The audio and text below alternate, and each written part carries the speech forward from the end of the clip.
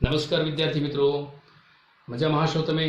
અને હવે ધોરણ 10ના મેથેમેટિક્સના અભ્યાસક્રમમાં પ્રકરણ 3 એટલે કે દ્વિચલ સુરેખ સમીકરણ યુગ્મ, આપણે આ પ્રકરણમાં અભ્યાસક્રમ તરફ આગળ વધવું છે. એ પહેલા તમે અહીં આગળના જે એપિસોડ એટલે કે જે વિડીયો રજૂ થાય એ વિડીયો સંપૂર્ણપણે તમે સાંભળો, એને ધ્યાનથી જુઓ, એનું કન્ટેન્ટ તમે નોંધ કરો અને એની નોટ્સ તૈયાર કરશો તો મિત્રો હું આશા રાખું છું કે તમને કોઈ ગણિતના અભ્યાસક્રમમાં અથવા ક્યાંય પણ તમને મુશ્કેલી નહીં આવે એવી હું એક આશા રાખું છું. સાથે આપણે આ પ્રકરણ 3માં આગળ વધવું છે મિત્રો. તો સૌથી પહેલા આપણે ધોરણ 9માં આના વિશેનો અભ્યાસ કરી ચૂક્યા છીએ કે દ્વિચલ સુરેખ સમીકરણ વિશેષ અભ્યાસ ધોરણ 10માં આપણે એનસીઈઆરટીના નવા અભ્યાસક્રમ મુજબ પણ આપણે કરવો છે. તો મિત્રો સૌથી પહેલા દ્વિ એટલે બે આવશે, ચલ એટલે બે ચલ હશે, સુરેખ જેનો આલેખ આપણે દોરીએ ને તો સીધી રેખા બને, સમીકરણ સ્વરૂપમાં હશે અને એવા બે સમીકરણ હશે એટલે દ્વિચલ સુરેખ સમીકરણ યુગ્મ કહેવાય છે મિત્રો. હવે એક નાનકડા ઉદાહરણથી આપણે શરૂઆત કરીએ છીએ કે રાધા બજારમાં જાય છે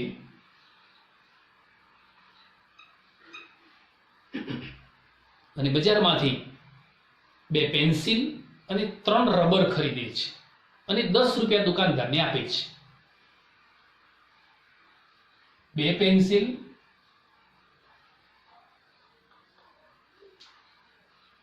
3 રબર ખરીદે છે અને 10 રૂપિયા દુકાનદારને આપે છે.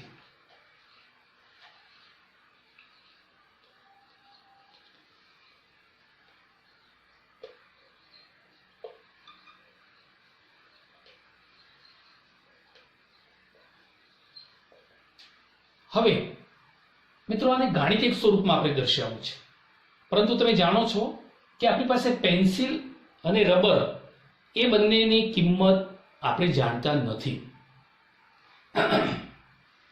હવે આ પેન્સિલ અને રબરની કિંમત આપણે જાણતા નથી એટલે આપણે શું કરીશું, એને અજ્ઞાત એક ચલ સ્વરૂપે લઈએ છીએ. ધારો કે પેન્સિલની કિંમત છે ને આપણે x ચલ લઈએ, રબરની કિંમત છે ને y લઈએ, તો એને આપણે ધારી લઈએ છીએ.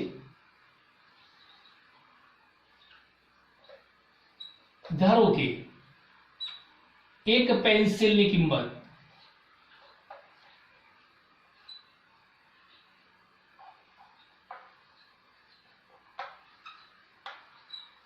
ચલો એક પેન્સિલની કિંમત કેટલી લઈએ મિત્રો, તો x રૂપિયા લઈએ. એવી જ રીતે એક રબરની કિંમત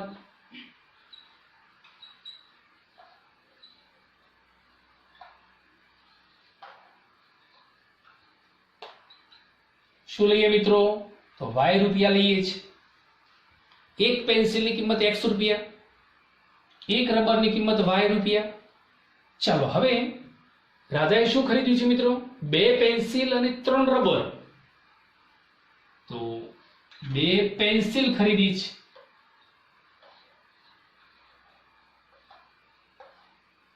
3 રબર ખરીદ્યા છે. બંનેના સંયુક્ત એટલે કે કુલ 10 રૂપિયા આપે છે બજારમાં. પરંતુ આ બંનેની કિંમત આપણે જાણતા નથી એટલે આપણે શું મૂકીએ છીએ, ત્યારે એને કિંમત જ મૂકીએ છીએ. કેટલી છે આપણે જાણતા નથી.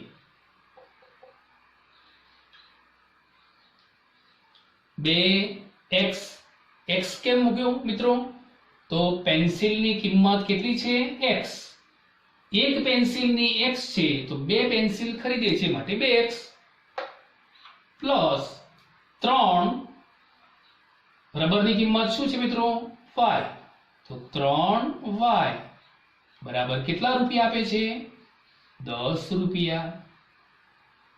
તો અહીં આગળ આપણી પાસે એક ગાણિતિક સ્વરૂપ બને છે મિત્રો.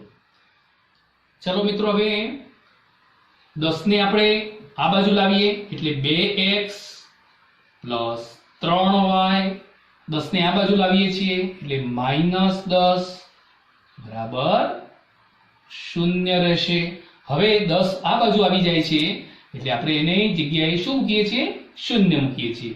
તો અહીં આને ax plus by plus c બરાબર 0, આ જે સ્વરૂપ લખ્યું છે મિત્રો મેં, જે તમે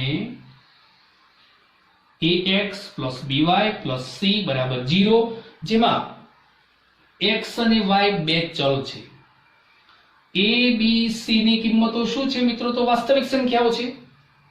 પરંતુ આમાં એક બાબતની, એક શરતની નોંધ આપણે લેવી પડશે કે બંને ચલની સાથે જે કિંમતો છે, વાસ્તવિક કિંમતો, એ એક સાથે શૂન્ય ન હોઈ શકે.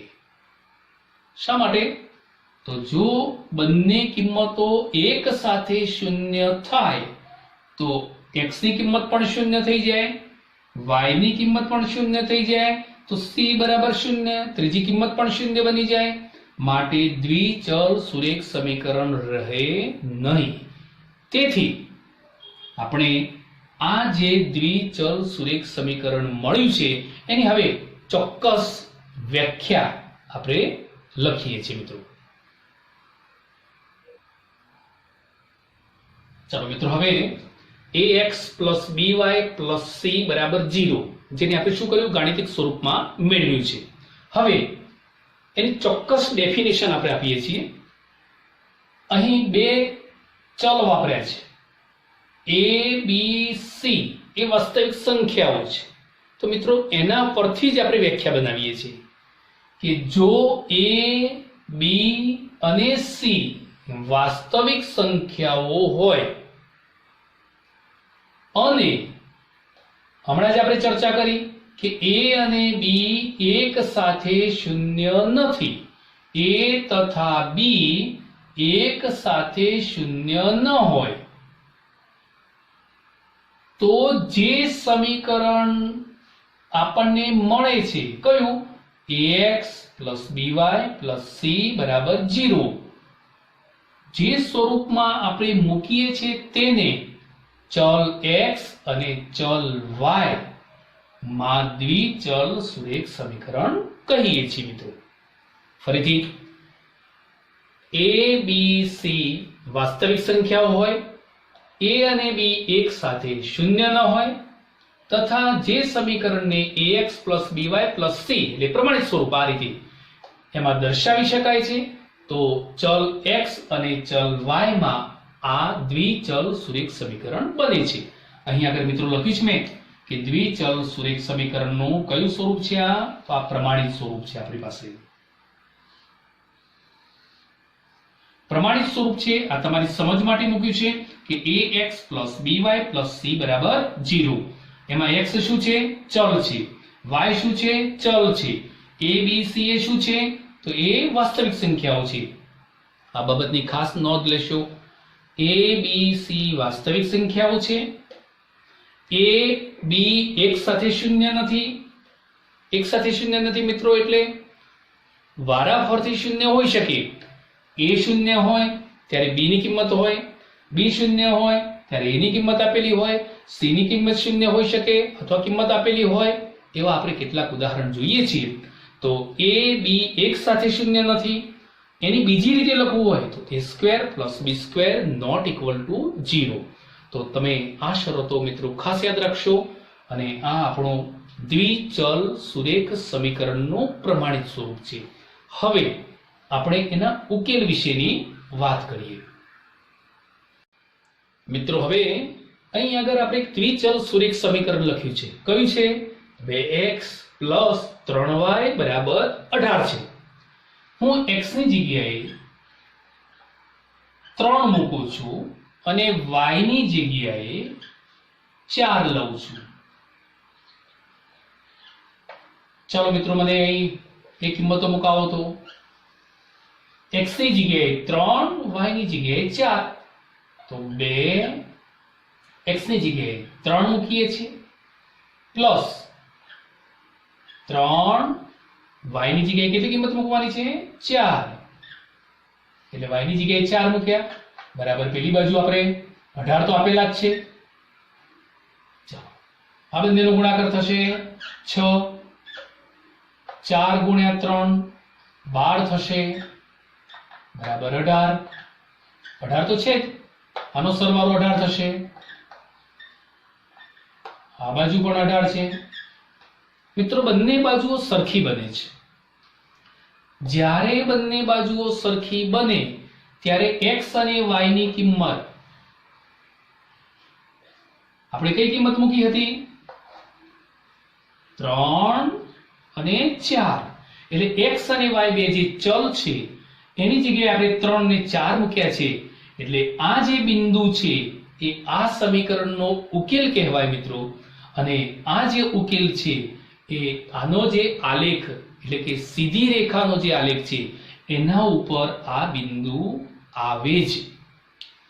જો બંને બાજુઓ સરખી ન થાય એટલે કે જુદી જુદી બને એવા સંજોગોમાં x અને y ની કિંમત આ જે દ્વિચલ સુરેખ સમીકરણનો આલેખ સીધી રેખા છે એના ઉપર એ બિંદુ ન આવે. એટલે મિત્રો શું કહી શકાય કે દ્વિચલ સુરેખ સમીકરણ પર x અને y કોઈ એ જેનો ઉકેલ હોય એ બિંદુ સીધી રેખા ઉપર હંમેશા આવે. એટલે મિત્રો શું કહી શકીએ કે ax + by + c = 0 નો પ્રત્યેક ઉકેલ એટલે આવા જેટલા બિંદુઓ સમીકરણનું સમાધાન કરતા હોય એ બધા પ્રત્યેક ઉકેલ xy એ સમીકરણને દર્શાવતી રેખા પર કોઈ બિંદુને સંગત છે. ટૂંકમાં શું કહી શકીએ મિત્રો, જે બિંદુ સમીકરણનો ઉકેલ હોય સમીકરણનો સમાધાન કરે એ તમામ બિંદુઓ આ જે દ્વિચલ સુરેખ સમીકરણ છે તે સમીકરણના આલેખ એટલે કે રેખા પર એ બિંદુ આવેલું હોય. મિત્રો હવે દ્વિચલ સુરેખ સમીકરણ યુગ્મ. ચાલો હવે દ્વિચલ સુરેખ સમીકરણ તમે શું જોયું, એનું કયું પ્રમાણિત સ્વરૂપ હતું ax + by + c = 0. હવે x અને y ચલમાં આવા બે સમીકરણ લખવા હોય તો મિત્રો કેવી રીતે લખી શકીએ, તો ચલ x અને y માટે આપણે બે સમીકરણ લખવા હોય એટલે કે યુગ્મ લખવું હોય તો a1x + b1y + c1 = 0. ચાલો આવી રીતે બીજું સમીકરણ લખવું હોય તો મિત્રો કેવી રીતે લખી શકીએ, a2x + b2y + c2 = 0. આ બંને સમીકરણ x અને y ચલ માટેના છે, માટે બંને સમીકરણને શું કહીશું, સમીકરણ યુગ્મ. યુગ્મ એટલે બે સમીકરણ આપ્યા હોય તો સમીકરણ યુગ્મ કહીશું મિત્રો. આના માટે પણ શરત તો લખવી જ પડશે, તો શરત કઈ આવશે, a1 b1 c1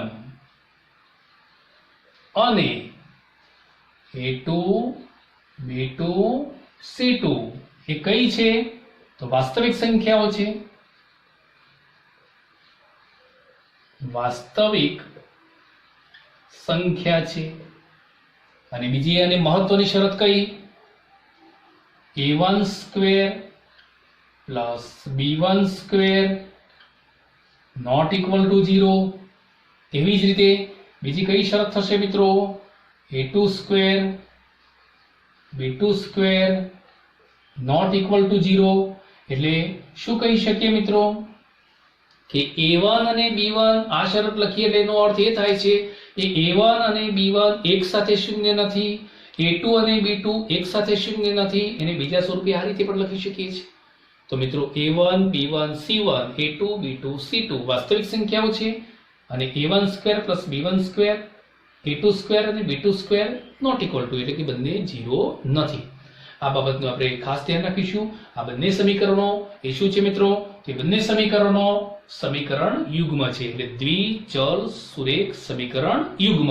હવે મિત્રો આ બંને જે દ્વિચલ સુરેખ સમીકરણ યુગ્મ આપ્યા છે એના આલેખ રેખા બનશે. એ તો સીધી રેખા જ બનવાના છે અને એના માટેની 3 શક્યતાઓ છે જે આપણે અહીં આગળ બોર્ડ ઉપર દર્શાવીએ છીએ. 3 શક્યતાઓ એટલે એ બંને રેખાઓ એક બિંદુમાં છેદે, કે તો એ બંને રેખાઓ સમાંતર હોય,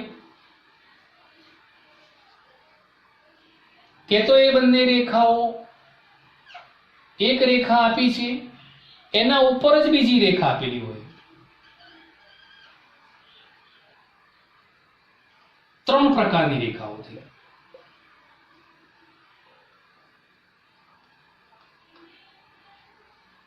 ધ્યાન રાખશો મિત્રો, આ બંને દ્વિચલ સુરેખ સમીકરણ યુગ્મ આપ્યા છે તેના આલેખો આ 3 માંથી જ એક હોઈ શકે. બંને એક બિંદુમાં છેદે, અથવા બંને સમાંતર હોય તો ક્યાંય ન છેદે, અથવા એક રેખા હોય એના ઉપર જ બીજી રેખા પણ આપેલી હોય એટલે સંપાતી રેખાઓ હોય.